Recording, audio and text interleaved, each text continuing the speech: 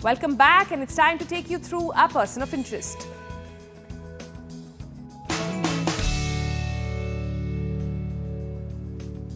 All right, Tahir Raj Bhasin, not just a name you associate with gripping performances, he's a thinking actor who's transitioned from playing menacing villain in Mardani to the charming Derek in Chhichhore. With his articulate mind and carefully chosen projects, Tahir is a modern, versatile actor appearing not just on camera, on the big screen, but also on OTT.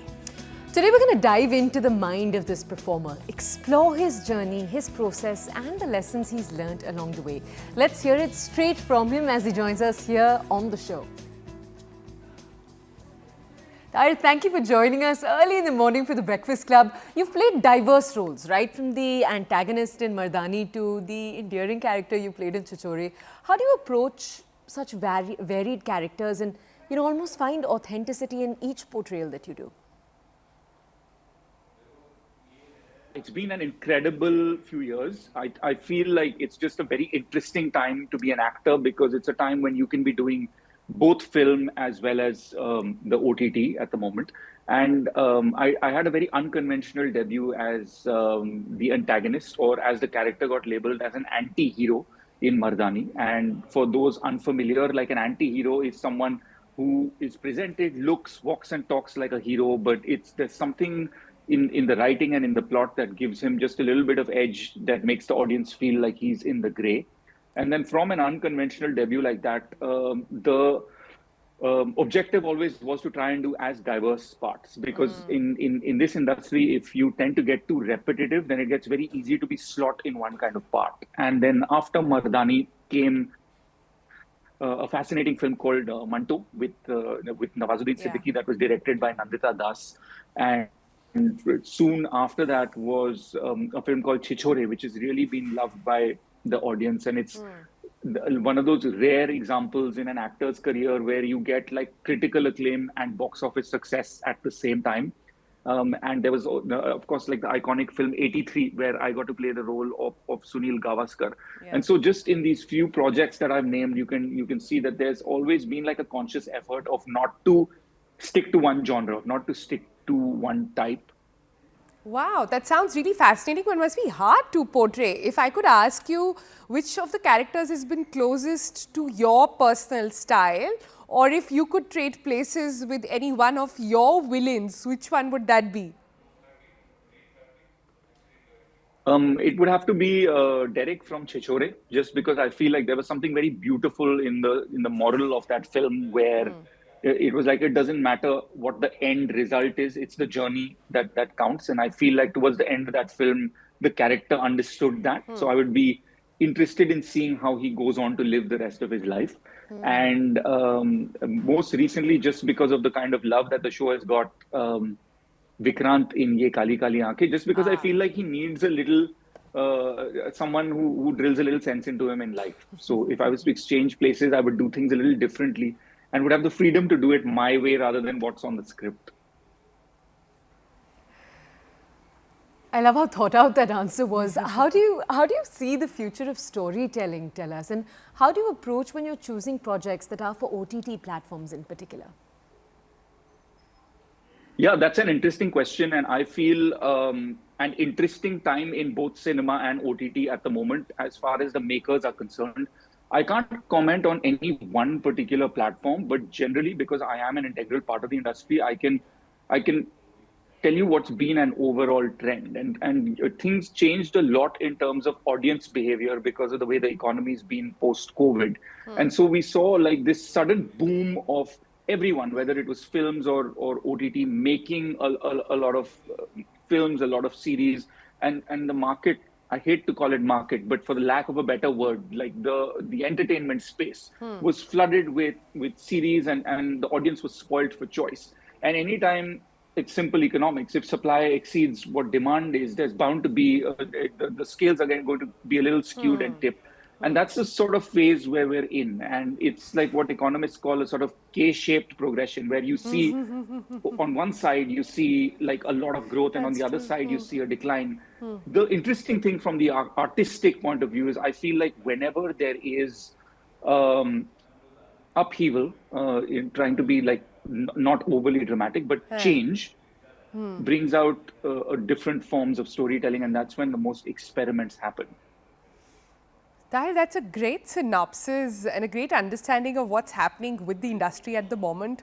You do come across as somebody who's been thinking a lot about it. But tell us, was acting always the first career choice? How did it come to you? How were the struggle days?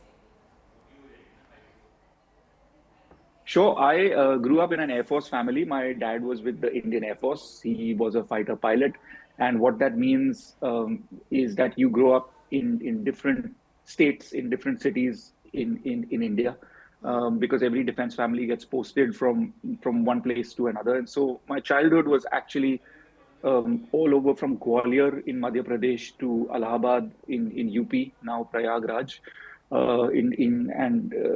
Jamnagar in Gujarat. I was in Wellington in Tamil Nadu. And I feel in hindsight, when I look back at it now, this gives you a complete flavor of what India really is. I am from a Delhi family, and that's where I finished school and went to college. And Delhi University has a big theater culture. And this is Yeah. when I was just between finishing school and college, when my aunt said, have you ever thought about theater? And there's this very well-renowned theater teacher whose name is Barry John, and he's worked with greats like Shah Rukh Khan, Nasruddin Shah, Manoj Bajpayee, and they said, why don't you try out workshops and see if that's your thing? And so I did this theater and acting course with Barry John, and felt that that was really a place where I could express and just felt very at home, unlike anything that I had felt in academics or sport. And I think that's where the germ sort of bit me. And it was always a hobby in my late teens until I was in my early 20s, when I sort of gathered the guts to tell my family that, hey, this is something that I want to try.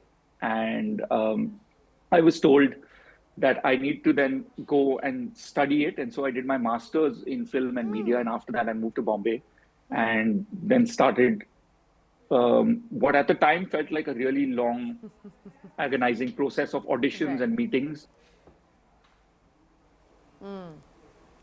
Let's ask you a little bit now about your set life, Tahir. What's the most memorable and maybe even the most embarrassing thing, two separate, that have happened to you on set?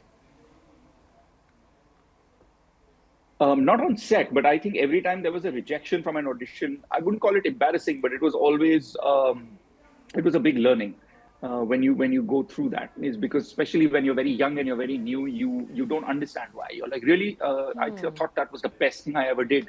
But then you hear that you didn't get the part, and this could be small things, like it could be a web.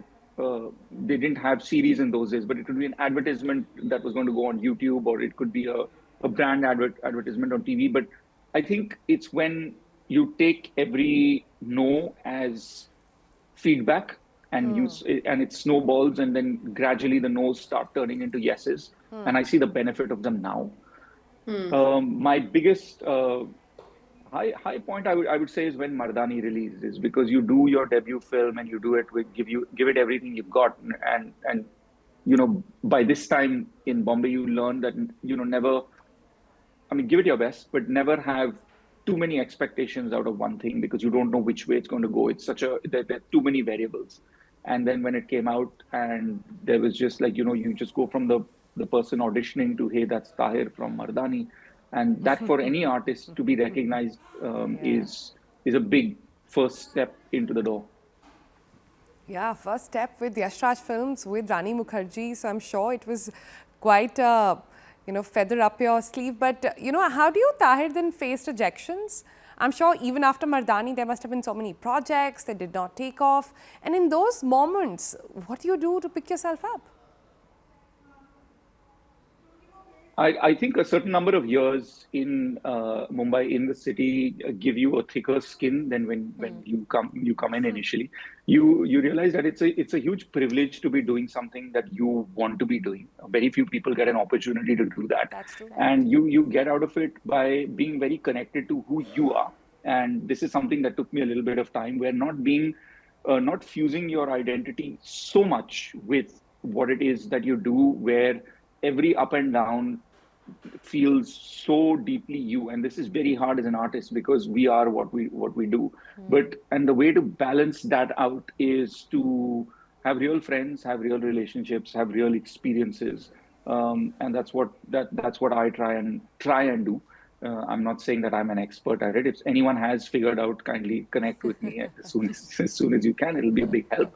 But that's what you need to do, is to know that strength lies in knowing that you've done your best for that. And this is something that when you sit down with anyone, and I had the benefit very early on in working in Mumbai of working with some phenomenal co-stars. I started off with Rani Mukherjee, and then there was Nawazuddin Siddiqui and John Abraham. And even when you just listen to Shah Rukh Khan speak, like you can see so much of that sort of seeps through, of saying like, get your joy from the process, not from the goal. Beautifully said. Tell us, if we just take a little bit of a break from this discussion, what are your passions outside of acting? Passion points. Wow. I mean, I love to travel. Coffee is something that I really enjoy, and I don't know whether that can be counted as a passion point, but to the extent that I will travel to a destination because I've heard that the coffee over there is amazing. Reading, and I love spending time with friends, and yeah, and even when I do travel, I think like solo travel is something that appeals to me more than going in like large groups of friends. Nice. All right, so Tahir, as we wrap up, last couple of questions. One on how you can inspire the other aspiring actors who don't come from the fraternity as well. What are your tips of anybody who might be sighting out now? Sons makes me sound like a veteran. I would like to assure people that I'm still very relatively new. Several sons you've seen, I yeah. don't know whether uh, like seeing too much in the industry is somewhere where I would slot myself. But I would just say to anyone who's just come in, because I would consider myself senior in that regard, would just be patience and self-compassion.